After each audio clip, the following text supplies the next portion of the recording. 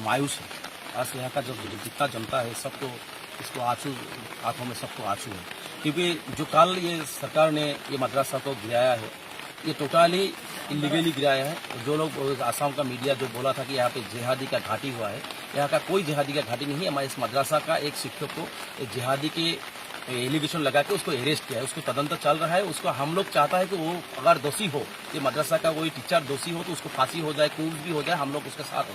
और उस टीचर्स को गिरफ्तार करने के लिए इस मदरसा का टीचर्स, इस मदरसा का कमेटी का जो प्रेसिडेंट सेक्रेटरी उसने ही सहायता किया था, उसने ही उसको अरेस्ट करा के दिया था। तो ये लोग चाहता है कि आसाम का कोई मुसलमान नहीं चाहता है कि जिहादी हो, कोई मुसलमान कोई संतरासवादी हो, ये आसाम का मुसलमान नहीं चाहता है। जिहादी को विश्वास नहीं करता हम लोग मुसलमान, लेकिन ये जिहादी के नाम पे, जिहादी को नाम देके ये मदरसा को जो गिराया है, मदरसा को जो रिविक्शन कर दिए, ये थोड़ा निंदनीय है और ये टोटली पॉलिटिक्स है।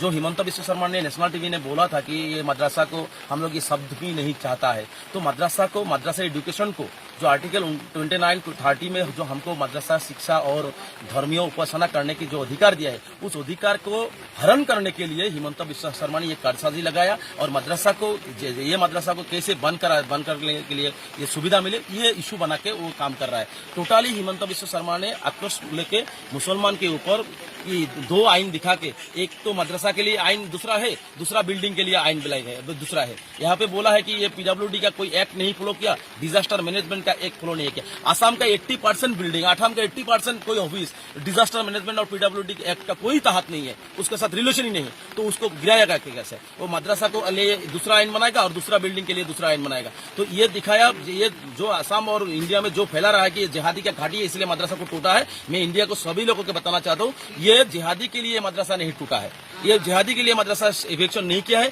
ये मदरसा इविक्शन किया है, इसका थोड़ा कुछ रूल रेगुलेशन वायलेशन होके वो गवर्नमेंट ने नोटिस जारी किया था, उसके तहत किया, लेकिन इसको इस कमेटी को सुविधा भी नहीं दिया। अगर कोई आदमी को फांसी दिया जाए तो उसको आत्मपक्ष समर्थन करने के लिए उसको सुविधा मिलना चाहिए, लेकिन इस कमेटी का शाम को 6 बजे उसको नोटिस मिला और सुबह 5 बजे से उसको यहाँ पे इविक्शन शुरू कर दिया। तो ये क्या इंसाफ है?